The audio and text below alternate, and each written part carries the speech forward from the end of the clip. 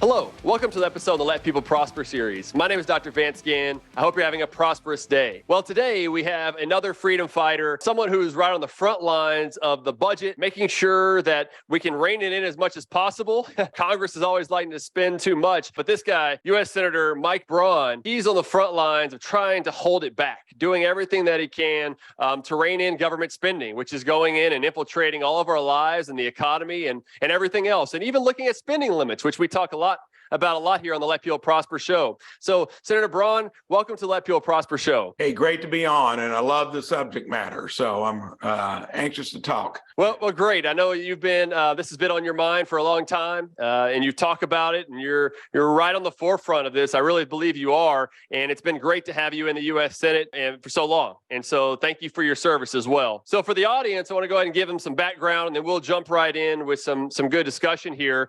So Senator Braun is honored to represent the state of Indiana in the United States Senate. Mike is I'm going to call you Senator Braun, is a conservative who is proud to work toward creating great American jobs, building a strong national defense, reducing the debt and deficit, and helping our veterans. In the Senate, he serves on the Aging Committee, Agricultural Committee, Budget Committee, Appropriations Committee, and the Health, Education, Labor, and Pensions Committee. So he's a busy man, that's for sure.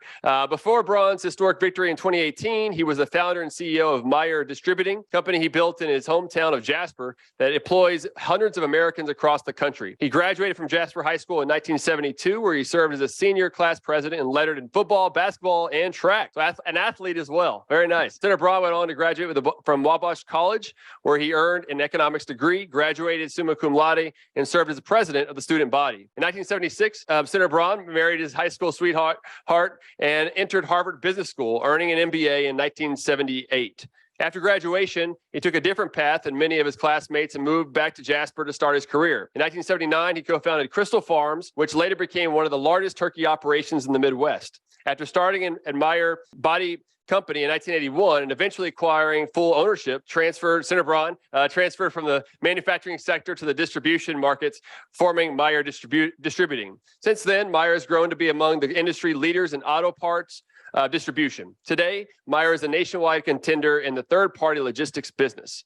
Throughout the years, Senator Braun has always looked for ways to give back to his community and serve his fellow Hoosiers, such as serving as a member of the local school board and as a state representative in 2014. He is an avid outdoorsman and an enthusiastic mushroom hunter every spring. Senator Braun, it's such a pleasure to have you on the Let People Prosper show and with the great audience that we have here. And just really appreciate all the work that you've done over the years. And to get things started, what drives you to do what you do? You've got a distinguished career. You've been in the United States Senate. What really drives you every day? You know, I think a lot of that has to do with how you were raised, where you were lucky enough to be dropped into.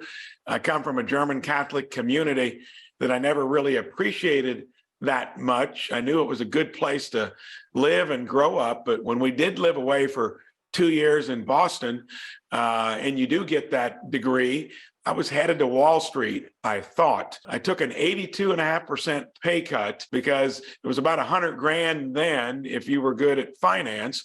Came back and got the best job I could in my hometown for about $18,500. I by then knew that raising a family was a priority.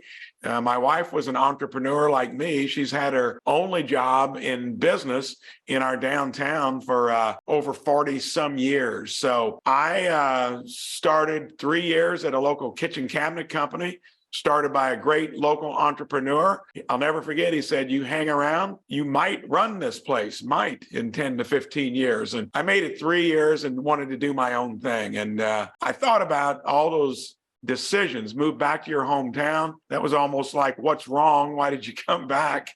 We feel good about it. I had 15 employees for literally 17 years. Knew I had a tiger by the tail.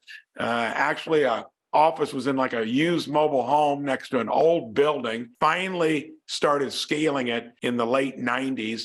And a lot of times people say once you make it, well, who was your mentor? Right. Who helped you along the way? And I said, well, family and my community. And if everybody could say that, look how good a shape we'd be in. I had to update my resume recently. 3 of my 4 kids now run the business. And from that one location, humble, a hard scrabble existence. We've got nearly 90 locations in 40 states. So the American dream, I was our CFO and CEO when both were superfluous because it was such a small business. It's more like turning the lights on in the morning and off in the evening would have been a better describer. But you got to evolve whenever opportunity comes your way. I think a big differentiator for many is what is your assessment of risk? What is your judgment for those critical forks in the road? If you pick most of them correctly, you don't get caught in a cul-de-sac. That's the way I operated entrepreneurially.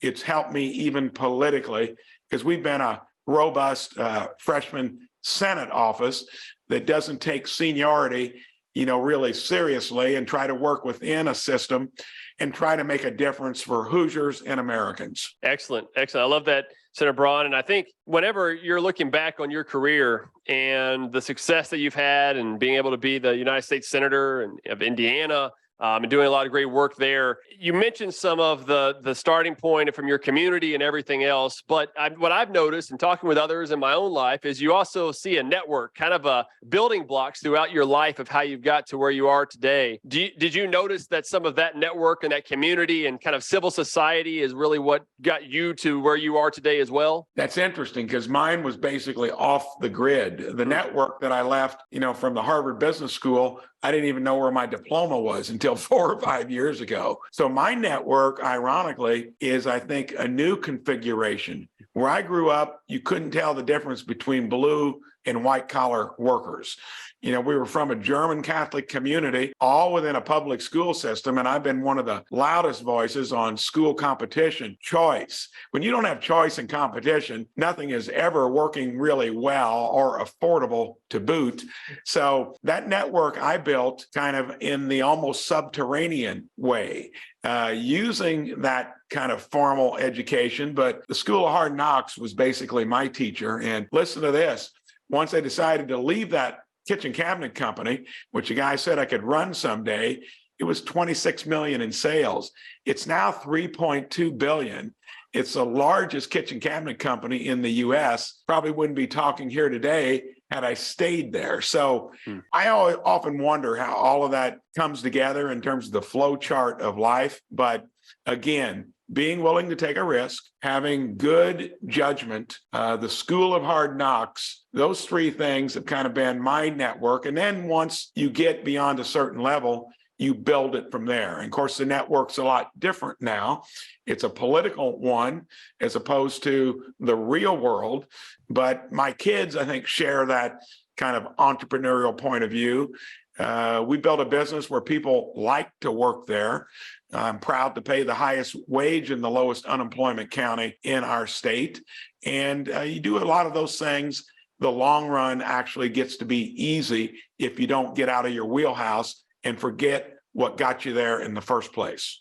Great points there. And I think God has a plan for us, right? It gives us our calling, and Yes. You seem to be living that out really well there. And it's one of the reasons why I decided to go with this Let People Prosper. It's been my mantra for a long time. I believe it's my calling to let people prosper in different ways. And it got me on this idea of doing a podcast and everything else after working on policy and continue to work on policy with a number of states over the years. And I also came from a pretty humble background, kind of blue collar area, low income area. And it's something, the things that you could be entrepreneurial about and take risks in order to live your dream and live your calling overall. And you mentioned this a couple of times already. And with your economics background, people make rational decisions. But that entrepreneurship, risk taking is so important. And it's so important for the U.S. economy. What do you think about with the entrepreneurial spirit that's out there today in the economy, and where maybe we should be heading in the future with the entrepreneurship? I think that's a tricky dynamic too, because so often, if you're an entrepreneur, let's look what generally happens. You're an enthusiast. Most entrepreneurs would be good if they had a little bit of a finance kind of a streak in them to go along with the enthusiasm, because generally the finance thing is what you grapple with in terms of needing outside advisors. That was always hardwired within me from the community that I came from that was hardworking and frugal to boot. So I think that when you get all of that together and you then have got the risk profile and the willingness to stick your neck out, you want a context where that's going to flourish. And right now, I'm seeing the counterweight to all of that, my employer, the federal government. You know, when Trump got in there, it was get rid of 3 regulations for every new one. I told you we grew the company. Well, I got to the state of California. Some people call it the Republic 10 years ago. Didn't think there could be a place worse than the federal government as we moved west. Well, ironically, there's not as much competition there. You saw the biggest entrepreneur in the world, Elon Musk, just recently exit stage right to Texas. Yep. And you'll pay those consequences. You cannot try to disrespect the productive economy and think it runs here. This place is populated by everything that, if it gets into overdrive, will swamp that entrepreneurial productive side of our economy. I see it so well because I came from the scrappy side of it. And it's going to evolve over time to where, depending on where we go, until the American public says, hey, this is a bad business plan, borrowing money from our kids and grandkids to put into effect the next crazy idea from the federal government. And you know, the law of economics, the heavy weight of numbers, they always win in the long run. And that will be our reconciliation once we hit the ditch hard enough by busting through the Medicare trust fund completely in 4 years. When you start to refinance our federal debt at interest rates 3 to 4 points higher, that omnibus bill monstrosity, which is only 1/3 of our spending. The only ingenious thing most politicians have done here is put it on mandatory so you can't touch it. All that comes home to roost. And entrepreneurs, our states, that's where the action is, will be okay. But the federal government is getting such a reach, it will be impactful, especially for seniors with their retirement and health care, if we keep going along the path we're on. I think that's exactly right. And I love the way you put that too about the states, because you have seen a mass exodus from those states that have bigger government, more government spending, higher taxes, higher regulations. The ones that often come to mind, right, are your California, New York, Illinois of the world, and they're going to places with lower taxes, like where I live in Texas, with no personal income tax. Florida, Tennessee, and others. And I think you're seeing some of that in Indiana as well. And I think that shows that policies matter, that, right, these institutions that we have really matter. And so if you're going to grow government, you're going to lose people in the process. And what I hope to see, and I hope something that you've been working on a lot, is to rein in government spending at the federal level. I mean, we're just spending so much, like you said, the monstrosity of the $1.7 trillion omnibus bill that passed here recently, but you also had the American Rescue Plan Act, $2 trillion. We had, each one of these bills that have been coming through are massive trillions of dollars more that are coming through. And it's all going to come home to roost, as you say, where we're now up to $31.4 trillion, reaching the national debt limit again. And I wonder what you see for the future, and even currently, what the costs are of this sort of large national debt and large government spending. It's so abstract when you throw all those zeros on there. I asked a bunch of reporters probably 3 to 4 weeks ago, because our breakfast club is getting together talking about all of this. I said, who can tell me what 1% of 30 trillion is? And these are all smart reporters out there. 15 seconds of silence. I said, doesn't someone want to take a stab at it? The guy did, and of course he came up with 300 million. That's a big figure. Said you're off a factor of 10. Then I said, I just got one other math question for you. What's 4% of 31 trillion? That's the amount that interest rates have gone up in a year that'll be repriced into the debt. We currently pay about 550 billion in interest annually, based upon the lowest interest rates we've had historically. You add that to the repricing, that's an ironic number of about 1.7 trillion. That's the interest, the crowding out effect. Once the debt rolls, it gets refinanced. Fed says they're going to keep it up more in that traditional area. It could be 6-7 years, and we're spending as much on interest as we are on discretionary domestic and defense together. That is when the heavy weight of numbers, they control the scene. You're along the ride like a Chapter 11 would be for a company that has avoided the inevitable. So, and sadly, it'll impact seniors because Medicare and Social Security actuarially, we've known for decades, Medicare, if we don't reform healthcare, which I've done in my own business by making it based upon transparency, competition, getting rid of the barriers to entry. That's the loudest thing I've been working on here. In addition to budget, we'll have to go through that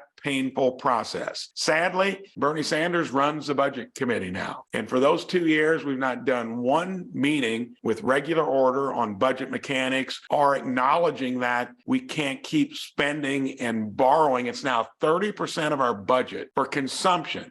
This isn't an investment in a tangible asset. This is for consumption, borrowing it from our kids and grandkids. That's like convening at Thanksgiving and the parents saying, hey, we want to put an addition onto our home or take a family vacation. By the way, we need to borrow the money from you and maybe tap your kids' educational accounts. That's about what we're doing. Yeah, that's right. And I mean, when I was at chief economist of the Office of Management Budget in the Trump administration, I helped write the president's last budget, fiscal year 21, where, working with Russ Vogt, he was the OMB director at the time, or acting director at the time.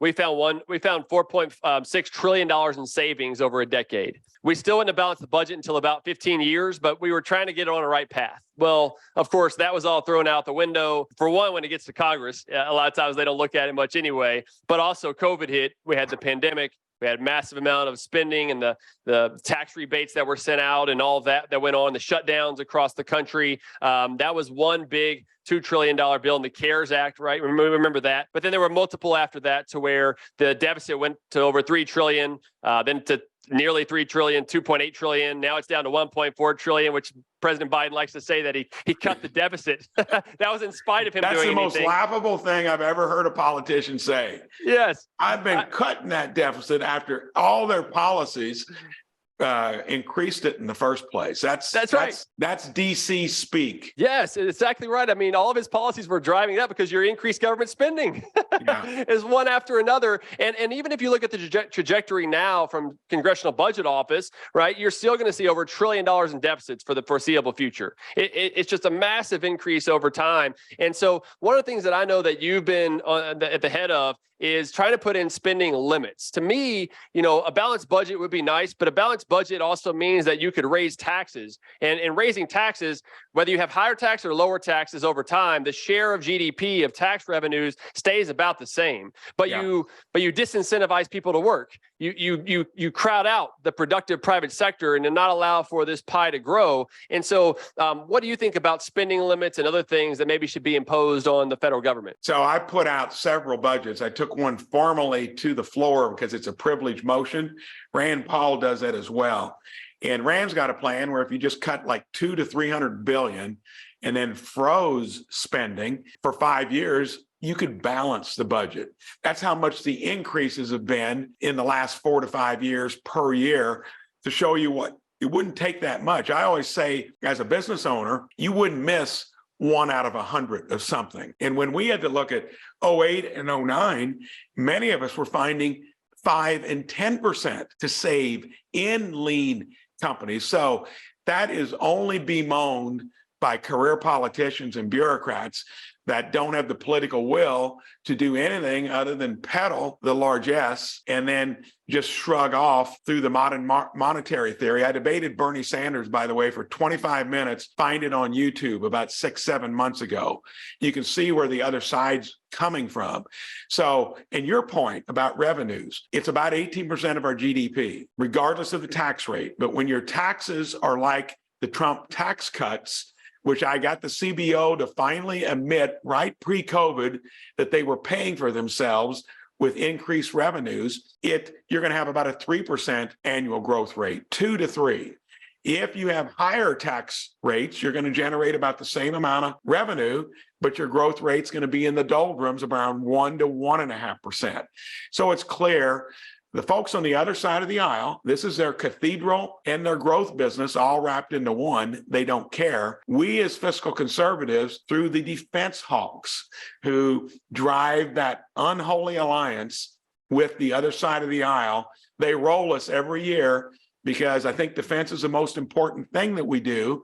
They recently did an audit of their assets of 3.5 trillion, could only find 39% of them. I mean, imagine that. That's how much waste you have in defense.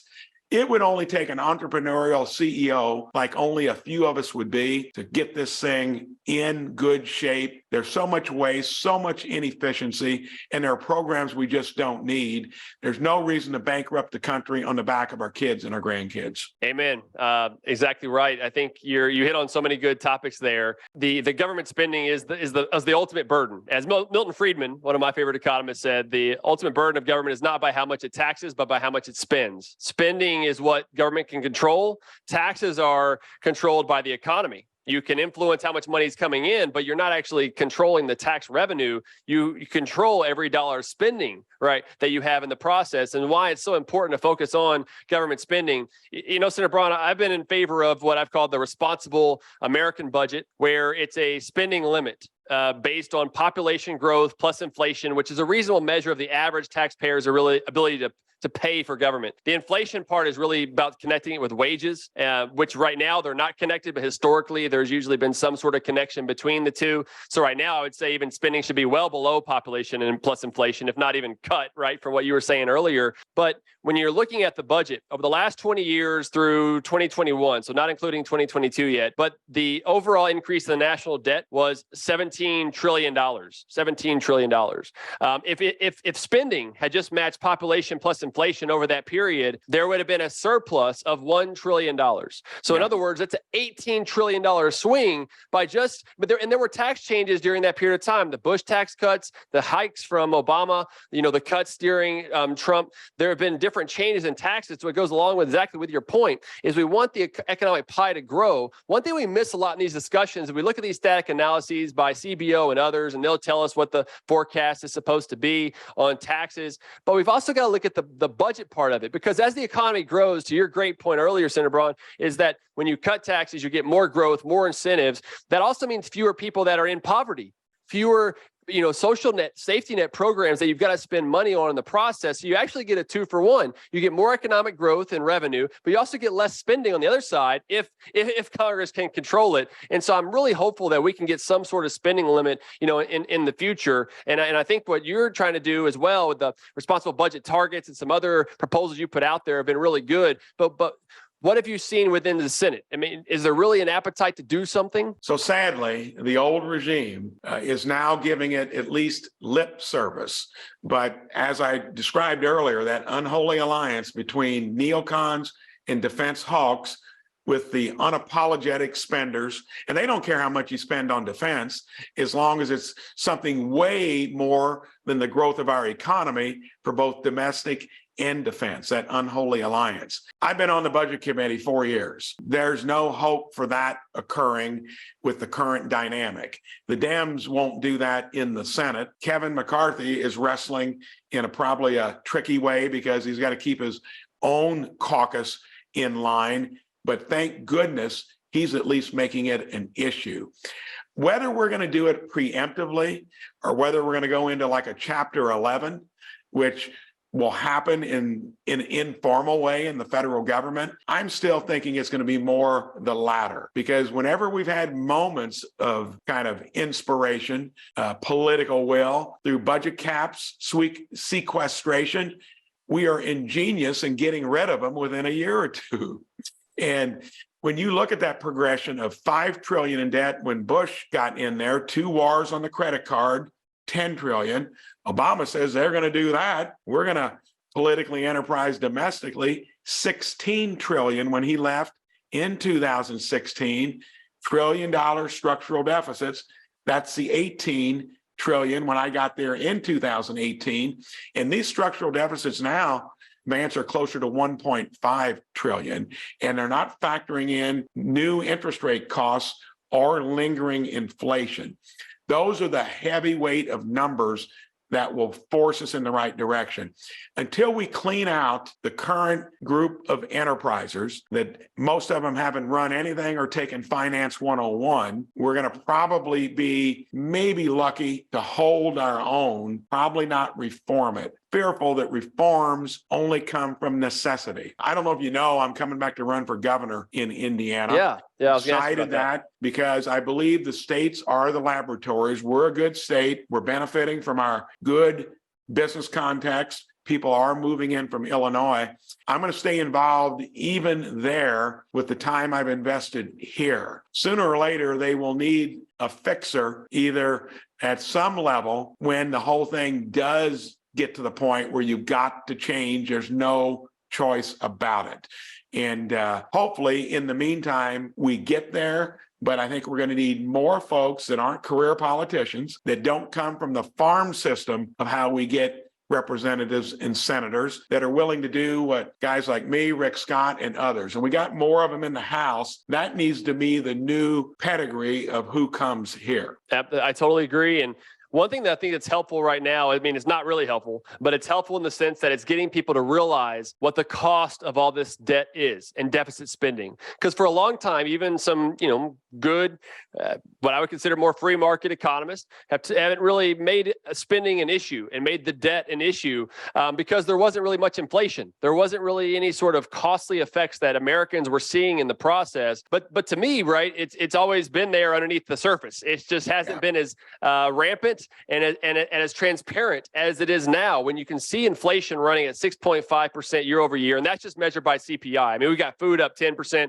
We've got eggs up 60%. Sure. I mean, there's a lot of other inflationary pressures that are out there. But whenever you spend this kind of money, you run up a debt over by $7 trillion within 3 years, and then the Fed monetizes it, puts another $5 trillion, puts $5 trillion of new money into the economy. You have too much money chasing too few goods because, the goods and services are being overregulated and overtaxed. So supply is not going to catch up. You're going to have massive inflation. And that's what we've seen right now. And I think we'll continue to see for a while. The Fed raised, we're recording this on February 2nd, 2023. The Fed raised their federal funds rate, their overnight lending rate target yesterday by 25 basis points to 4.75% at the high level. That goes back to your point earlier about how interest on the debt is going to continue to rise. And I think that they're going to have to keep raising it higher because inflation is not going to come down because their balance sheet really isn't coming down much at all either. And we're going to still keep having $1 trillion deficits. And so with all this said, and with the dynamics that's going on in the economy, what do you think about when you think about the default, the Saudis maybe going away from using the dollar as backing oil? So what does that do to our reserve currency? And then how might that influence people's real life on a day-to-day basis? Well, would you ever start losing the status as reserve currency? And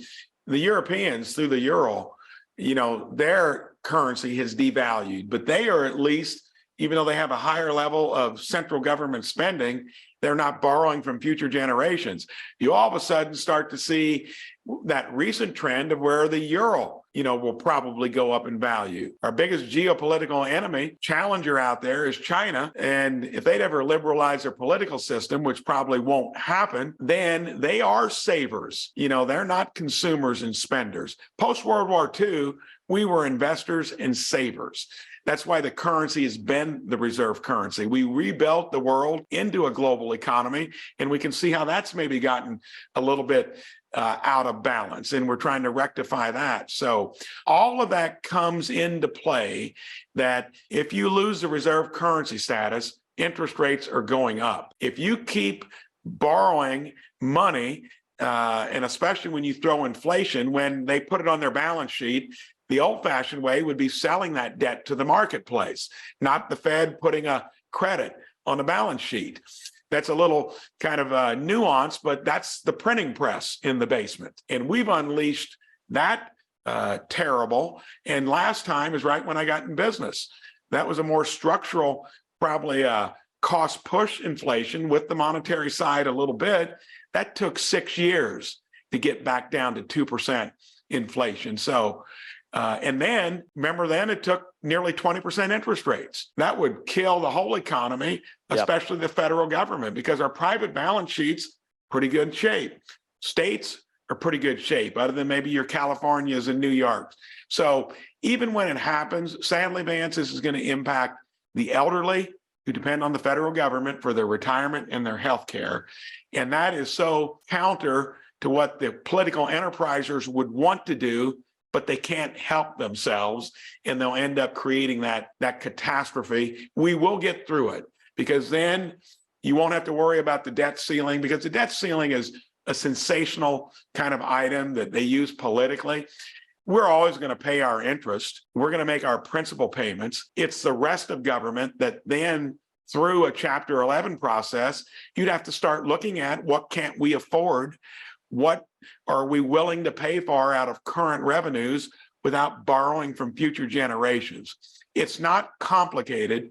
It's a lack of political will due to the career politicians that have gotten us to where we are. Yep, that's exactly right. And, nothing is free, right? No such thing as a free lunch. There's no free debt or anything else that's out there. And unfortunately, I think you're right that we will end up seeing a crisis before they turn and want to do something big to actually rein in this fiscal insanity. And it really is insane what's been going on for a number of years. And so as we wrap up here, Senator Braun, are there any last things you'd like to leave with the audience before we go? Well, if you're listening, it might sound a little depressing. I am ultimately optimistic. The founders did a few things right. It's a federal system, so we're not homogenized across a country. Imagine if you didn't have the choice among 50 states. When you think about it, a lot of our day-to-day lives are based upon, like me, being lucky to be dropped into Jasper, Indiana, DuBois County, in a place that decided to move back to. The federal government has only got so much damage it can do, and I've cited where that can be and will be. So I believe that ultimately the system, the founders never imagined you need term limits. They hustled back to Mount Vernon and Monticello, got back to the farm. They actually liked it better than being a president in those heady times. We've not followed that example. We need term limits. We need a balanced budget amendment at the federal level. We'll get it all sooner or later. Maybe we'll get back to our roots of freedom, liberty, faith, family, community at the grassroots level, and we'll get back on the wagon, so to speak, politically. Yep, I think that's right. Great words there. And ultimately, I think we'll find more ways to let people prosper, and things will. I'm an optimistic economist, so I'm there with you. Those usually don't go together, optimism and economist, but I am one of those. And a lot of it is because of my faith. I have my trust and faith in Jesus Christ and God overall, right? So that's ultimately where it's going to come from, and my family and everyone else. And so I ask for that ultimate guidance every day. Amen. When you look at it, when the country was founded, it was based upon freedom, liberty, strong religious underpinnings, and we've drifted quite a ways since then. That's right. Well, I really appreciate you being on the show today. It's a pleasure to talk with you. Thank you for everything that you've done over the years and that you'll continue to do in the great state of Indiana, but also for the United States as a whole. And so it's been a great conversation. And for the audience, if you enjoyed this conversation, please leave us a 5-star rating on wherever you get your podcast. And again, let people prosper.